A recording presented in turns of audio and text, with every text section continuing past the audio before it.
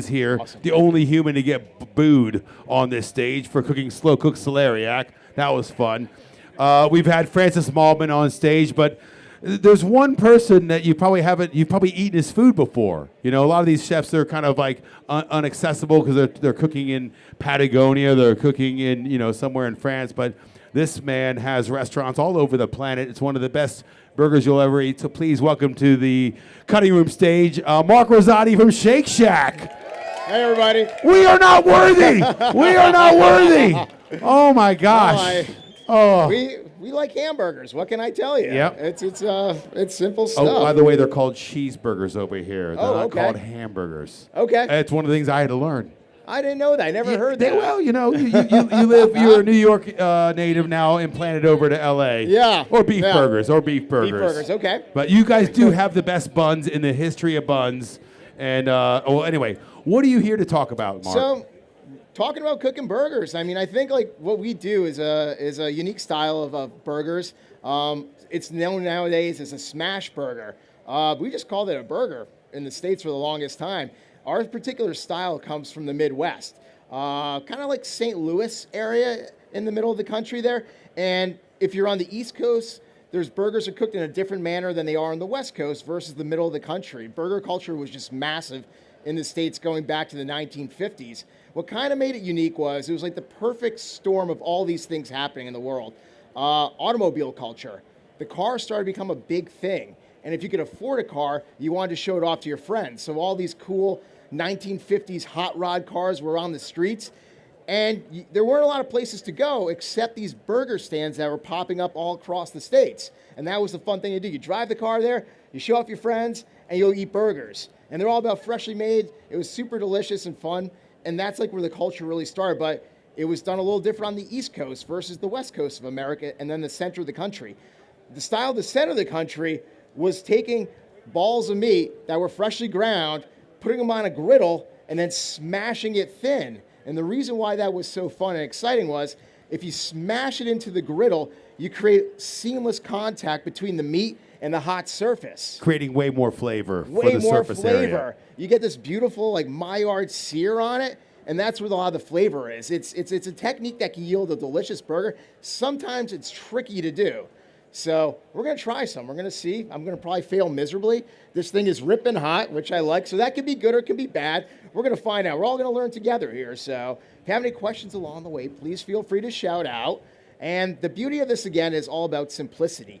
So when people ask me, like, how can I make a great burger at home? I say the best thing to do is, like, go to your butcher and just talk mince. Just talk about what steaks they have back there. And you might walk in, they might have some pre-done mince in the front. I never buy that because that's been done maybe a few days ago for all we know. The best burger is the fresher it's ground and using a fresh whole steak to do it, it's going to be better flavor.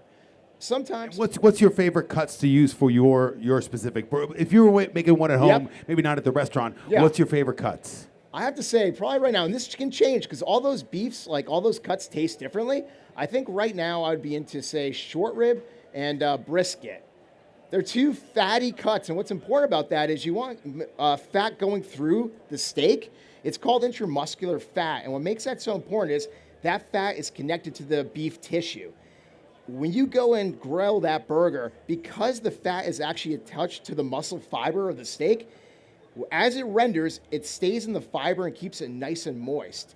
If you were to say, take a lean steak, grind it, and then mix some fat into it, and then cook it, the fat just falls right out. It doesn't work. It doesn't retain to the beef patty. And I can see you've got some. These are quite white. Yes. You've got a lot of fat. A lot of times you go to the supermarket, you see 5%, beef fat. You see 10%, and you think, "Ooh, I'm being healthy. I'm being lean." But you're getting rid of all the flavor. You want minimal 20% beef fat. If you really want to get crazy, I go 30 or more. Yeah, I mean, like the more the fat, the more the flavor. 100%. So for us, like we like to go 22%. And to your point, you go more fat, it's just going to be that much more richer and unctuous. And it depends if you want that. I think if I'm cooking a big burger for friends and it's like dinner time, I'm going to push the fat content. We might get to that 30-ish range over there. And it's going to be a rich burger, but that's dinner. If it's lunchtime, I might go lighter. I think I would go maybe like say, I think 20 is the absolute minimum. You but said even 22 for your house 22 burger. for us, yeah, which is a good place to be. And also depending, if you're cooking it over an open flame, if it's got a ton of fat in it, it's going to render out. There are going to be flare-ups and flames all over the grill. It's going to char the burger. If you're going to cook this how I'm going to cook this, smashing and griddling it, you can go higher on the fat. Because this cooking method, again, we're cooking over a hot surface here. It's not going to like render into the flame below and cause all these flare-ups here. So it's going to stay. Absolutely. It's going to grill in its own juices. Yep, which is super delicious. There's another, like even within the world of smash burgers, you can get like really granular. There's a style where they smash them really thin, almost like paper, and it's high fat content. But the trick with that is because they go so thin, as that fat renders out, it starts to almost shallow fry in its own fat. So the edges of the burger are crunchy. I like a crunch. Yeah. I don't mind a little bit of that kind of like that lovely crust you get, for flavor. I just love a smash burger. Whenever we wrote a book about burgers, and we always say, anyway, what's the first recipe I should do? Just do the smash burger. It's fun. Do it with your kids. Yeah. You get to play with your food and then you eat it. Yeah, totally. I mean, it's a fun method. What I do is like I don't actually cook a smash burger in my house because to do this well, like there's gonna be smoke, there's gonna be fat sizzling and sputtering, and like you'll be cleaning your walls for weeks to come. What I'll do is I will take a plancha like this. You can get like a pan, like these cast iron pans here. What I would do is I would get my grill outside heated up and then just put that pan on there. And all of a sudden I've created my own flat top. If you don't have one, it can be very easy. Yeah, people always say, why are you going outside and cooking on a pan? I'm like, because I want to cook the best burger. That's why. I mean, it's a heat source. It totally and is. I want to keep that fat in there. Yeah. And I mean, the other kind of nice part about that too is if you render out the fat, you could also toast your bun in the fat too. You could cook your bacon in there and then take the bacon out and then toast the bun in the bacon fat, then put the burger in there. And this is sexy flavor. stuff right A lot here. of flavors happening here. Stop this. So this is going to be fun. So what I'm going to do is I'm going to take you through it. We're doing a special burger here. This is the burger we're doing right over there, if you haven't tried this one yet. Where are you if they want to get your food on tap? We're on the upper level all the way to the back on the left-hand side, like kind of right where you came in, but upstairs. So the burger we created for this here in the spirit of Meteopia is we want to go kind of fun and fatty here. So it's all about the sauce here. What this here has aged beef fat in it. It also has brown butter. But what it is, it's kind of like a béarnaise sauce because with all that fat, and also it's going to be on a toasted bun that's going to be toasted in butter. It's a cheeseburger. It's got cheddar cheese on it. That's a lot of fat here. So to kind of cut it, what we did here is we took vinegar, a ton of different herbs, some shallots, some garlic, and just reduced it down and then brought the mayonnaise together with that. So it has that béarnaise kind of acidity, but the acidity is important. Because again, like this is a rich burger. If you don't have acidity, and it could be a pickle, there's a lot of different ways you can get in there. You need a bit of tang. You need it. You need it. And sometimes, again, like even like putting ketchup on a burger, there's acidity in that. Like there's mustard in a way has a sharpness that cuts through it. So I always think if I'm cooking a burger for a friend, I'm thinking of that balance. And you can go crazy. Again, if you want to do like thick cut bacon that's maybe cooked in its own fat on a cheeseburger and all that, have fun with it. But just keep in mind, you do want some element that's going to cut through the richness and make it feel like more of like a holistic experience, not just fat on fat with salt and more fat on top of that. You need a little something else.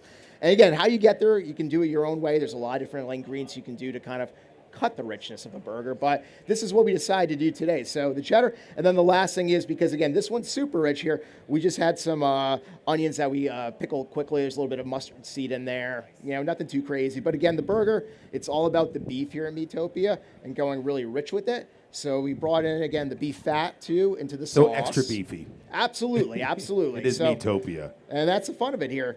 But what we're going to do is we're going to start off cooking up our buns here. I have my colleague Justin here. And Thanks, Justin. Justin, absolutely.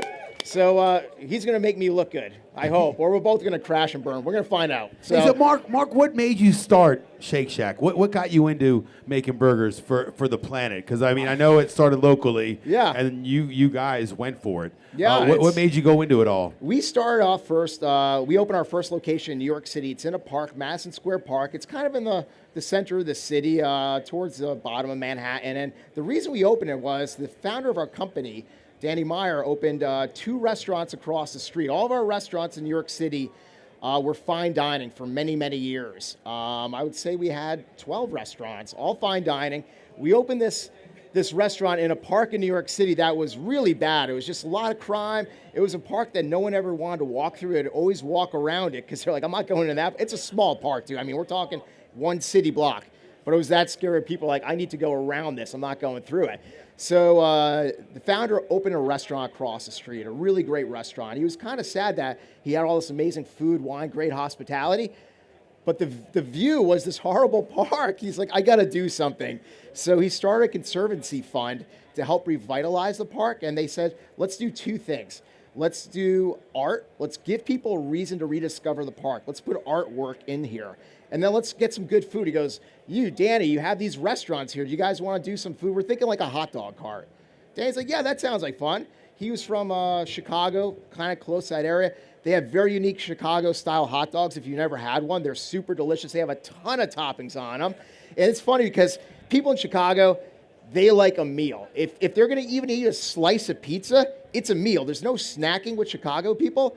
So like their pizza's deep dish. A hot dog, it's got like 10 toppings on because that is going to fill you up. New Yorkers are different.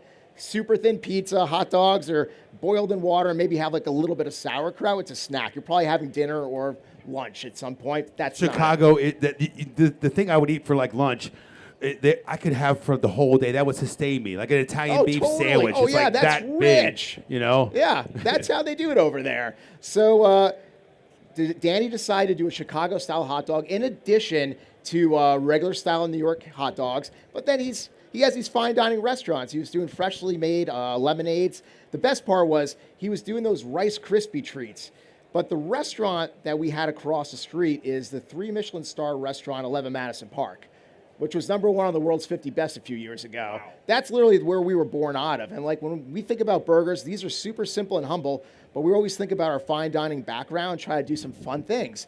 So when they were making these Rice Krispie treats, because it's a 3-star Michelin restaurant, they weren't buying marshmallows at the store, melting them with butter and adding in Rice Krispies.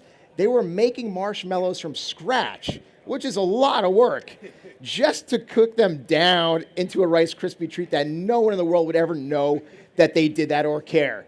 But that's where we came from. So we did this for a couple of years, this little hot dog cart. It was seasonal. We actually generated a lot of money for the park.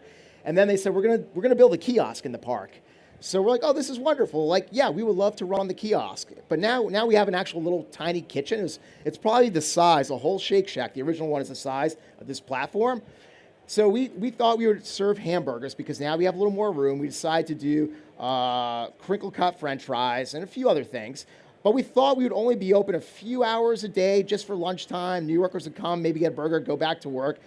We thought we'd maybe sell like 30 burgers a day because we still thought the hot dogs were what made us famous. Sure.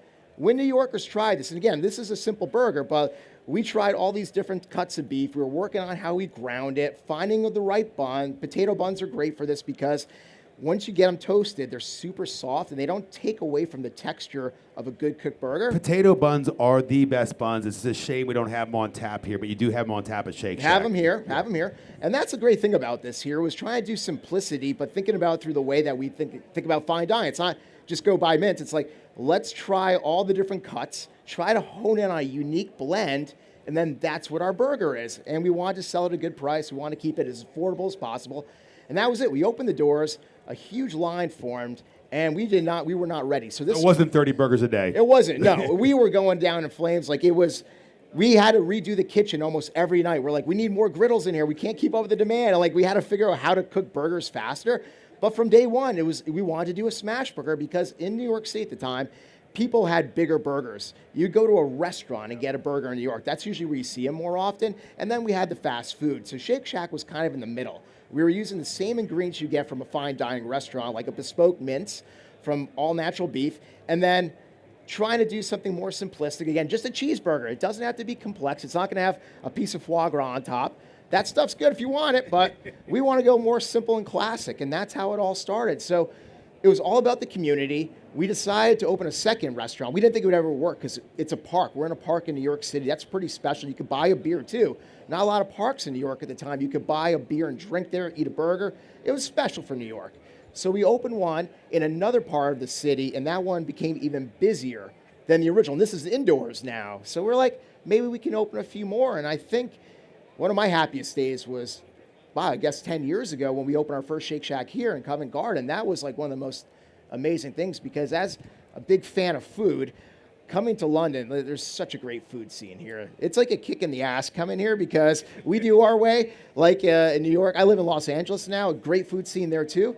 But every time I come here, I'm like, we get up our game. Like, London's no joke. My buddy's got a barbecue restaurant here, a great barbecue restaurant. And I remember one time going in, seeing all these amazing vegetables coming from a little farm.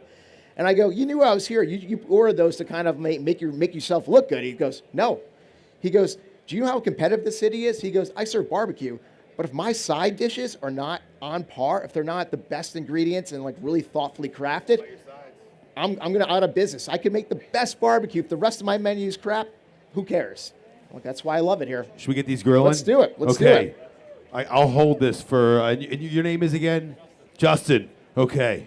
What do you guys need? So first thing we're going to quickly do here is just toast a bun. So all I'm doing here is I'm just putting some butter on the grill, getting that nice and hot. And this is one of my favorite things to do, is putting the butter on the grill, then pressing onto the bun, because it starts to soften quickly. And the butter is like sizzling. We'll keep it right there. So you want it to be evenly caramelized from top to bottom, and I find the best way of doing that is getting the butter there. If the grill is a little lower, you can let it cook a little longer. You get that nice even caramelization, but that's where it all starts.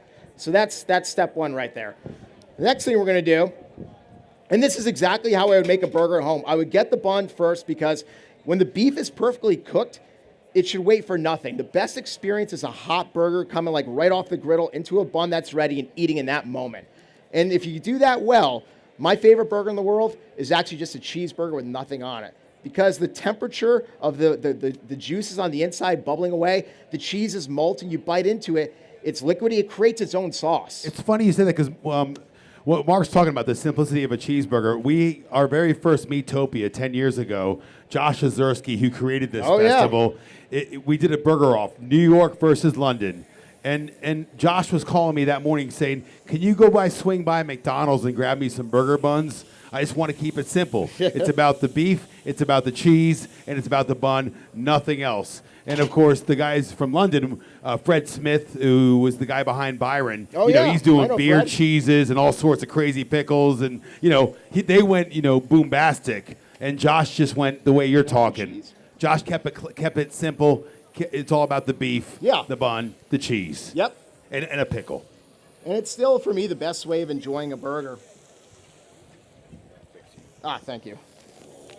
There it is. Cool.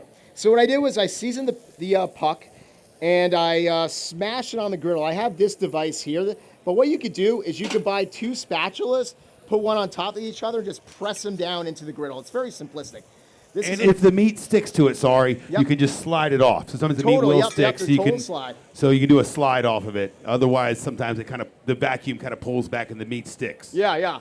So what I did here was smash into the grill. Now I'm looking. It cooks very fast. It's about 2.5 minutes. I'm seeing like these little holes form where the juice is starting to render and come through. I can see some crispy brown bits. That's the time I'm ready to flip the burger. So I have this like kind of offset thing here. Almost looks like something you use to like fix your wall with like putty or something like that. You can buy these in a hardware store. We like these. You could use this too, but what I like about this, it does have a beveled edge. So it's going to helpfully release all this crust that we're trying to cook here.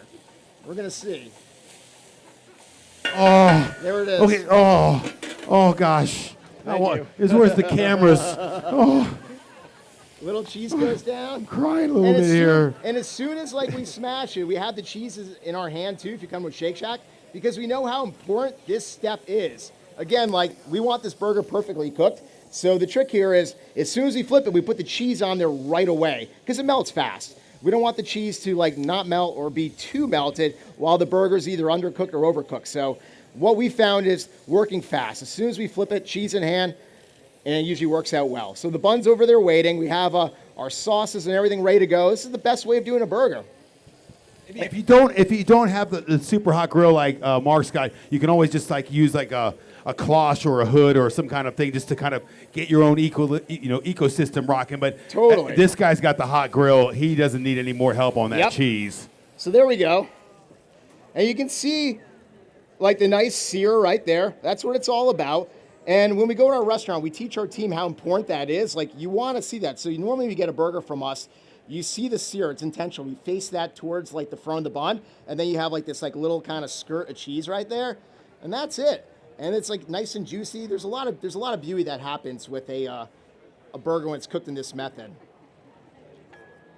So there we go. Pass that back to you. And now we're gonna do the final part of this here. So I have the pickled onions here. I'm gonna put a couple on there. And sometimes, like I like raw onions too because they have a nice texture to them. I love a pickle. I just want some contrast and texture. I think it makes for a more interesting burger. Do one of these. And then the last thing we're gonna do here is the sauce. I love this sauce. Again, it's super rich, and I'm gonna put a healthy amount of it on here. There we go. And if it drips down the sides, that's pretty good too. So there we go. And then the last thing here is we push it all down.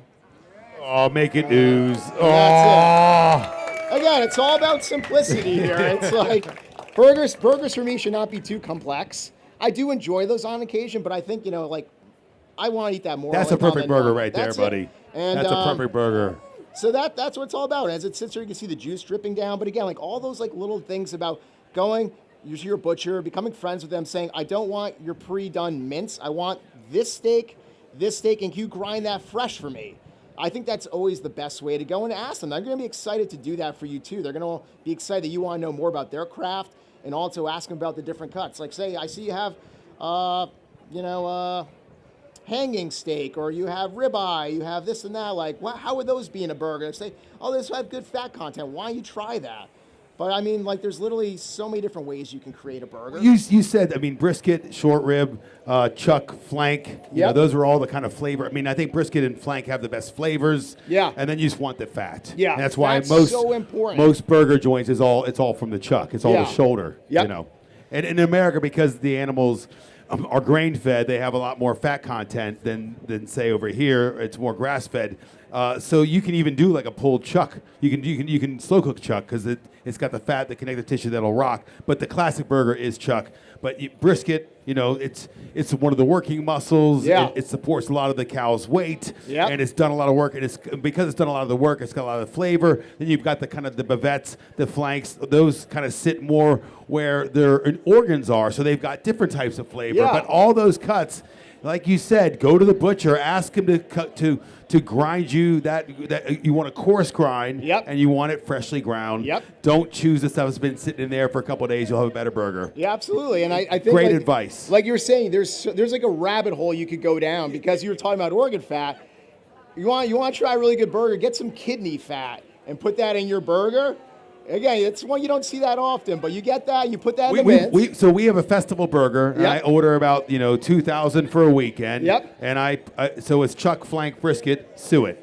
Suet, yep. Yep. There you go. There you go. And it's a wonderful flavor. It does something different, and it's like, a whole burger of that would be really intense, but you want to use it like seasoning, like just like a little bit in there to kind of let your friends be like, wow, this is really good. What is this? Like, I don't know. I got lucky today with how we did it, but it all works out. Justin over here is toasting up some buns, and then what we're going to do is we're just going to cook some more burgers, and then we're going to cut them up, and if you guys want to have some, we're happy to do it. You guys hungry? Awesome. Anybody got any questions for Mark? Go ahead.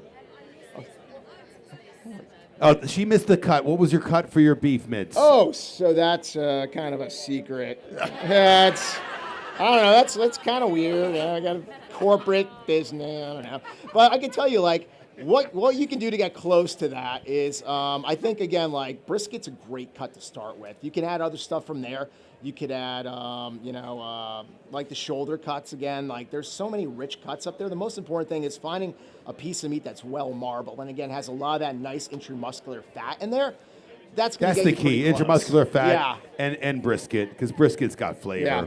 And the other thing is, like, one of the most important things, if you ever really want to try this at home and actually grind your own meat, which I'm a huge fan of, It's not so much the cuts. I can tell you what these cuts are, but it's still not going to taste like this and react like this. It's really the grinding process. The temperature the meat's at before it goes through It's the got to be grinder. cold. At one time we tried to make Very fresh burgers cold. on stage, and they had the beef out for too long in the hot sun. It just meshes up your machine. It doesn't work. So he's right. It doesn't work. So that's so important for us. It's a temperature, and also like there's mixing that happens too. If you have a blend of different meats, and when it's ground, we mix it, we grind it again. It's ground twice. All of that, the temperature, the timing, that's the real magic to great burger mints. And when I first went to Shake Shack, so I started at Shake Shack 2 years after it opened. I was working in one of the founders' other restaurants, and I joined the company. I actually thought I destroyed my career because I went from cooking fine dining, and then I was cooking burgers. And I had a teacher, maybe when I was like in grade school, and he said to me, if you don't do your homework, you're going to wind up cooking hamburgers. What's wrong with that? I pay Thank my God. burger grower Yeah. the most money. I know, right?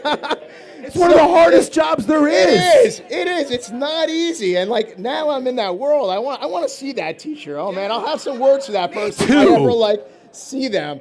But like when I joined the company, it was still madness. There was the original location. It was all craziness. We didn't know how to kind of make this thing something we could wrap our arms around with and say, how can we at least make it consistent? That was the most important thing. And over the years, we figured out a lot of ways of getting there. But I think that's kind of the fun part. When I joined the company, I waited in line at the original location for like, I think it was an hour and a half in the middle of summer. It was a really hot day. And I got the burger. You waited an hour and a half. Hour and a half. I think it was the year it opened. And you've Hour and a already half. been hired. Yes. Yeah. I went in.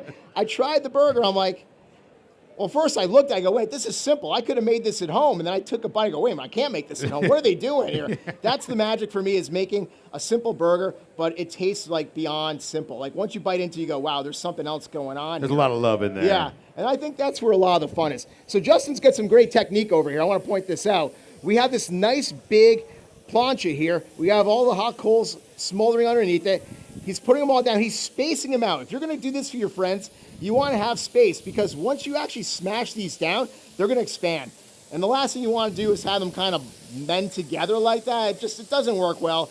Have the room, have the space. I can actually hear the sizzle. This is a good sizzle here. Remember this sound. That's the perfect temperature. We don't have probes or anything like that, but we can just hear that sound. This is going to be a good burger. You guys are going to be in for a nice treat here. So Justin has taken this device and just smashing them down.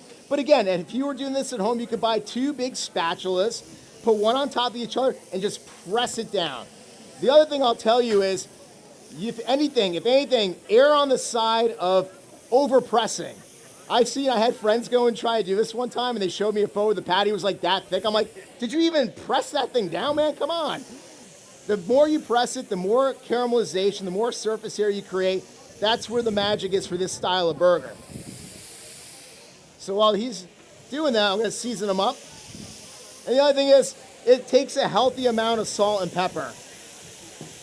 It really is a good amount, because at the end of the day, it's just beef. I have friends say, is there like butter on the griddle when you cook it or anything like that? No, it's just good beef. It's got a good amount of fat, so as it cooks, it's going to release that fat, and then that's why the patty's not going to stick.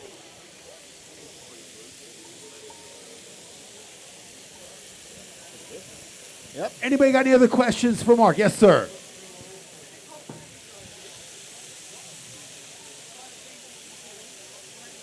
Here we go. Good question. With the cost of living crisis we're experiencing over here, I cater, Yep. and my food costs have gone up 30% since last year alone. Yeah. 25, 30%. Yep. What's a good cost-effective cut to use for a burger? Great question. I still think chuck. Chuck is still a great cut. It's usually very economical, but I find like the economical cuts are usually the most flavorful, because again, they're tougher. It's like where the cow is walking with the shoulders, so it's building up a lot more connective tissue. It's becoming tougher because it's always being moved, as opposed to like a cut, like you're saying, like where it's just there. It's a muscle that doesn't really get a lot of workout. It's very tender. But if you grind a tough cut, you would never know it's tough. If you braise a tough cut or slow roast it, you're never going to know it's tough. It releases all that delicious flavor. So I think those cuts are still somewhat not as bad as the other ones, but I think chuck is a great overall cut. I mean, the thing is, in butcheries here, it's a very American term to call it chuck, but it's just beef shoulder.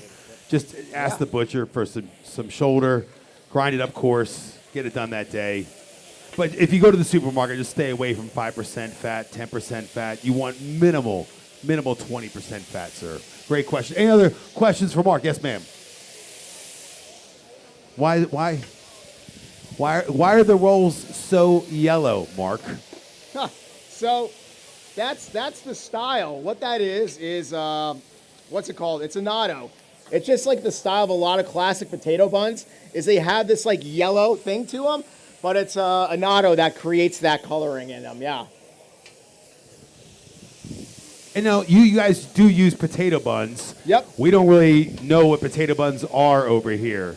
But in classic Carolina barbecue, this is our bun. It's just coleslaw, pulled pork, and in this kind of squidgy, wonderful vibe. Yeah. Why the potato bun? So what we love about this, and again, those early days of Shake Shack, we were fanatical about our mints, like how we got there. There's a lot of work that went into it, long tasting, like different like size of grind, all this to create that blend.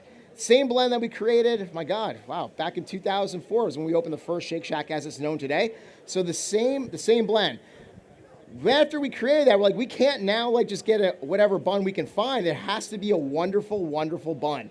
So we tried all the ones we can get our hands on. Why we like this one was it's the ratio of bread to meat were really important too. So what's great about this is when the burger goes in there, it's still nice and big. It's not like, I don't know if you ever had a burger where it's like the bun's this big and the meat's that big. We don't want that. So like it's all about the meat. So we want to make sure it was a bun that wasn't too small and not too big where it just showcased the meat. The other thing we like about it is the soft texture. That's what makes these things really unique is this soft, almost squishy texture that when you bite into it, not only does the meat and all the juices melt in your mouth, the bun kind of melts in your mouth too, which is unique.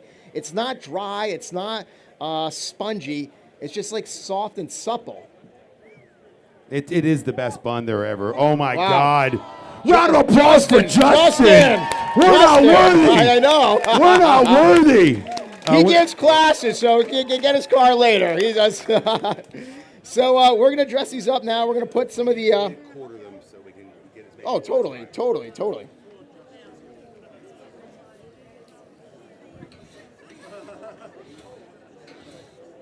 Okay, another question. Yes, sir. Okay, so this is a horrible question to ask. He asked.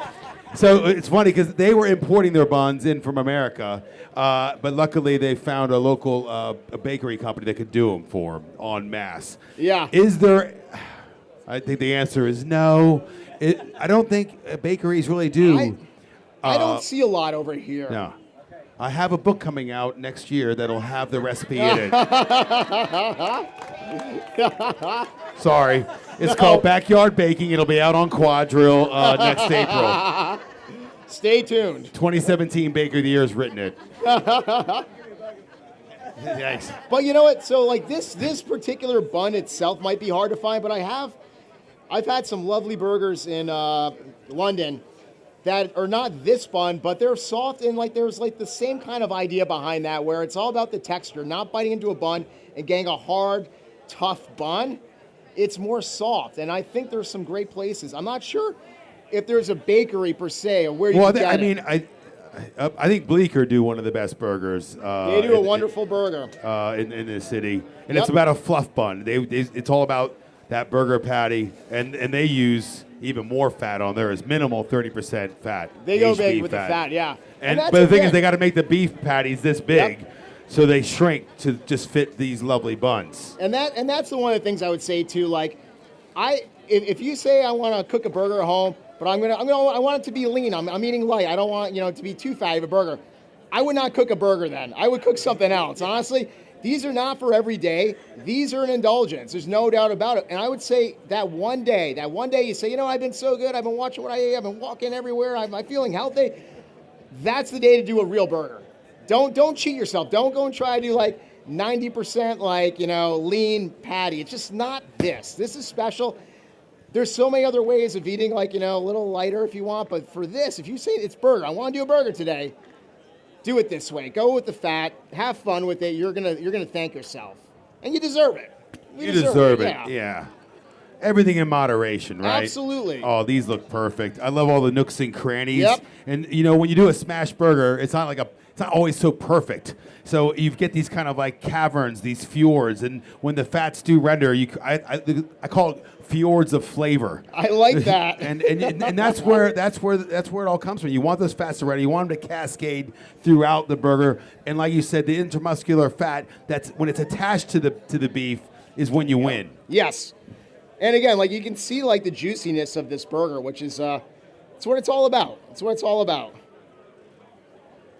There we go. So I've got to hook up the boss man over here, and then you guys get to have some. Any other questions for Mark?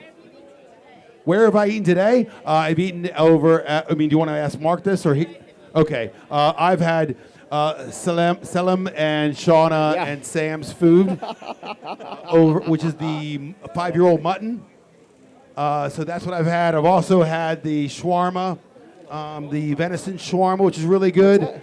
I had the lamb's tongue, totally. which is really good. Yes. Okay, Mark, have you had anybody else's food? So all I had, and it's not here today, one of my colleagues was lovely enough to bring me some donuts from St. John. Those were quite nice, because we've been so busy cooking, we haven't had a chance to do anything but cook. So I hope if I have a chance to kind of jump out, there was some really delicious food. There's a restaurant right next to me that has a spit of meat going that looks really delicious. And it's kind of like tempting me. I can see it, I can smell it.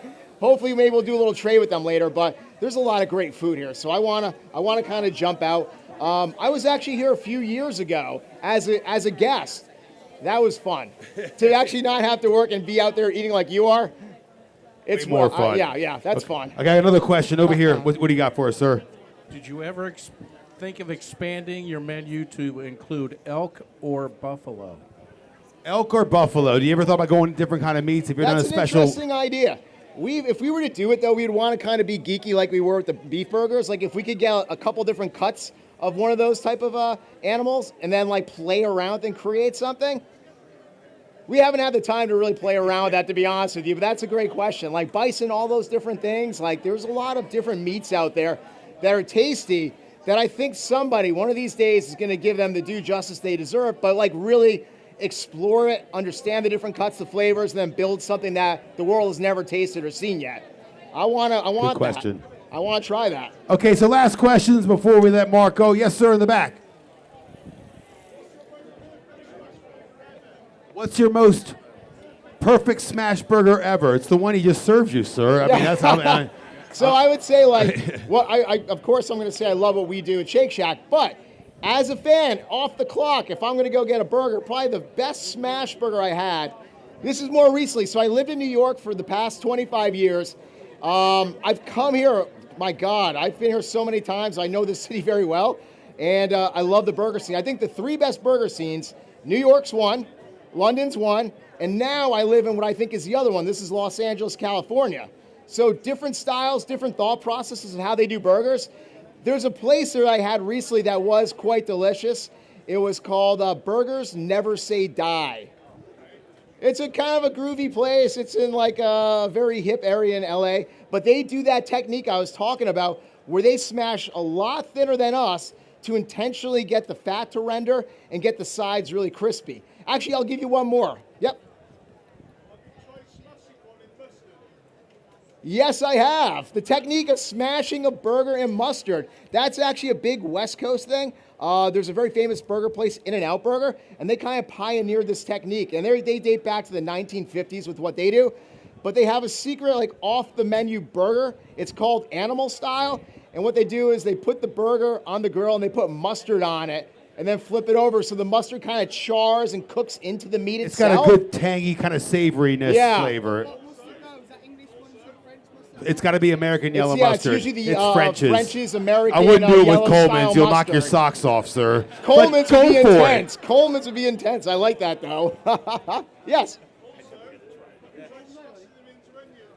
Yes. So smashing them into onions. So it would be like what we did here. Oklahoma style, it's called. Yeah, Oklahoma style. You take a ball of meat, you put it here. You want very, very thin shaved onions, like using like a mandolin, get them super thin. You mound them up on top and smash them into the patty. And what happens is the onions start to cook and soften. They almost like perfume the meat. But the edges of the onions there touching the actual griddle itself start to char and caramelize. Turn that over, put a slice of cheese on there. The onions continue to cook. And then you put that on a burger. That's another very special regional style. Just as Christian was saying, Oklahoma style. It's very good. I love it. I love it. You're a fan, I can tell. Listen, we've actually got to get our next guest on. A big round of applause for Mark Rosati, for Justin. Thank you, everyone. Thank you so Shake much. Shack. Had a lot of fun here. One of the raddest burgers, good Kevin. people. You guys are all right. Thank you, So buddy. coming up, you got Sam Evans and Shauna Gwynn, Thank two you of my favorite chefs. You asked me what I ate before. They're going to come up, and they're one of my favorites. They're doing the 5-year-old mutton over there, and it's next level. From Sounds Wales, good. salt Thank marsh you. lamb. Thank you, Mark. You're a good dude. Not many of us left. Thank you, man. Thank you. Oh, thank you so much. Good. I'm glad to hear.